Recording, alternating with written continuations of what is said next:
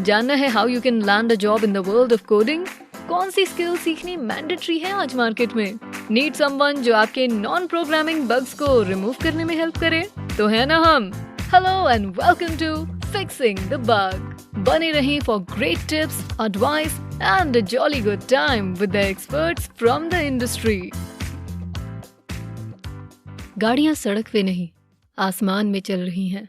हर जगह robots, banks में, hotels में, हॉस्पिटल्स में। सुनने में किसी मूवी का सीन लगता है या पॉसिबल फ्यूचर रियलिटी? क्या आपको भी ऐसा लगता है कि आने वाले सालों में आर्टिफिशियल इंटेलिजेंस दुनिया पर कब्जा कर लेगी, सारी जॉब्स ले लेगी? नो डाउट हमारे जीने का तरीका काफी बदलेगा, बट डोंट वरी, सारी जॉब्स कहीं नहीं जाएंगी।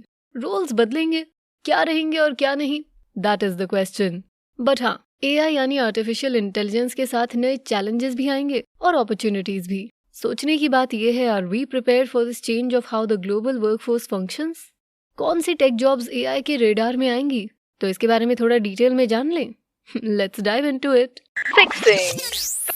Fixing the bug, powered by code quotient. Tech jobs पे एआई का इम्पैक्ट। पर इस बात में टेक जॉब बहुत ही वास्ट टर्म है।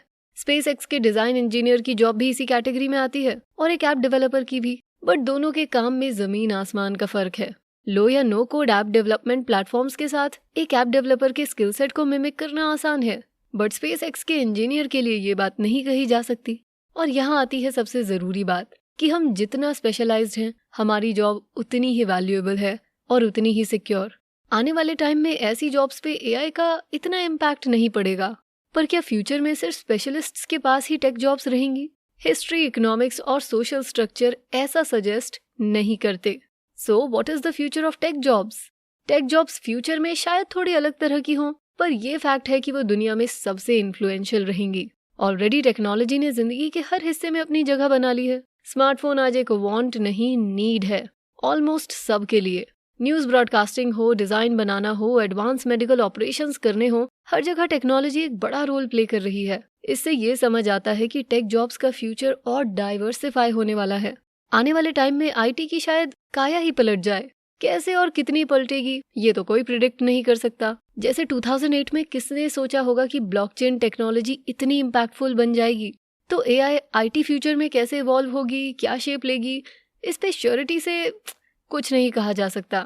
बट हाँ, एआई दुनिया पे कब्जा कर ले, ये शायद मूवीज तक ही सीमित रहे।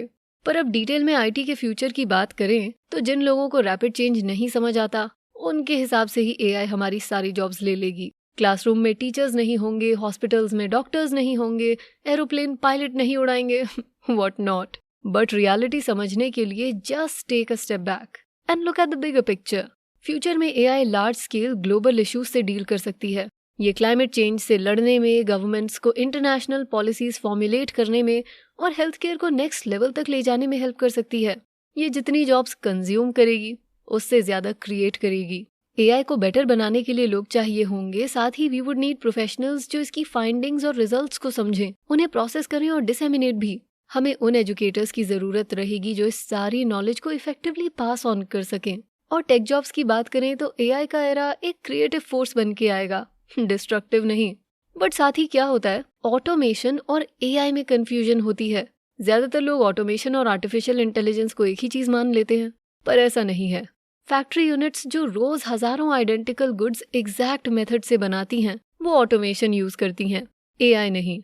और जब ऑटोमेशन में इम्प्रूवमेंट आती है तो कई फैक्ट्री जॉब्स जाती हैं। पर इसमें कोई नई बात नहीं, क्योंकि फैक्ट्री जॉब्स इंडस्ट्रियल रेवोल्यूशन से ही कम होती आ रही हैं। वहीं दूसरी तरफ एआई की बात करें तो अगर आपकी जॉब में थोड़ी critical thinking, reasoning, problem solving और बाकी दिमागी टास्क्स की जरूरत है, तो इसे कोई इतना बड़ा खतरा नहीं। बस इन जॉब्स में डाइवर्सिफिकेशन और ट्रांसफॉर्मेशन का काफी बड़ा स्कोप है। तो इसमें एआई को रिप्लेसमेंट की तरह देखने की बजाय हमें एनहांसमेंट की तरह देखना चाहिए। ग्रामरली जैसे एआई पावर्ड राइटिंग टूल्स से लिखना आसान ही तो बना है, और एआई बेस्ड चैटबॉट्स से कस्टमर सर्विस का प्रोसेस इंप्रूव हुआ है। नजर घुमा के देखो तो ऐसे और एग्जाम्पल्स आसानी से मिल जाएंगे। But coming back to the bug, young professionals की हायरिंग में इस सब का क्या मतलब है? पहले तो आपको ये पता होना चाहिए कि आज के जॉब मार्केट में रेपिटेटिव और क्रिएटिव वर्क में क्या फर्क होता है। हर कंपनी नया टैलेंट हायर करते वक्त देखती है कि कैंडिडेट की ग्रास्प कैसी है on the fundamentals of the tech they are working on. अगर कैंडिडेट कोर प्रिंसिपल्स को जानता है और समझता है तो बदलती टेक्नोलॉजी के साथ उसे स्किल सेट में चेंजेस लाने में इतनी मुश्किल नहीं होगी। साथ ही रेस्ट अश्योर्ड, दो वर्ल्ड इकोनॉमिक फोरम कहता है कि आने वाले टाइम में एआई की वजह से 85 मिलियन जॉब्स खत्म हो जाएंगी, but at the same time वो ये भी कहता है कि 97 मिलियन नई जॉब्स क्रिएट होंगी। तो आप कैसे इस चेंज को देखते हो और एक्सेप्ट करते हो, सब उस पर डिपेंड करता है। अब ब्रीफ में रिकैप करूं तो हाँ, एआई से टेक जॉब्स पे तो असर पड़ेगा, बट कौन सी जॉब रहेगी और कौन सी नहीं, ये डिपेंड करता है एक्सपर्टीज और स्किल रिक्वायरमेंट पे। साथ ही आपकी ability to adapt the change तो काम आएगी ही। हमने अपने बाकी एपिसोड्स में बताया है how you can be ready for the future, तो उनको सुन के थोड़ी और डिटेल्स पता कर लो। And if you have any suggestions, questions, feedbacks और reviews, do send them to us by visiting www.codequotient.com, that is www.codequotient.com.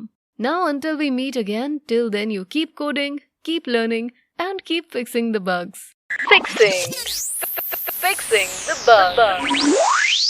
Powered by Code Quotient.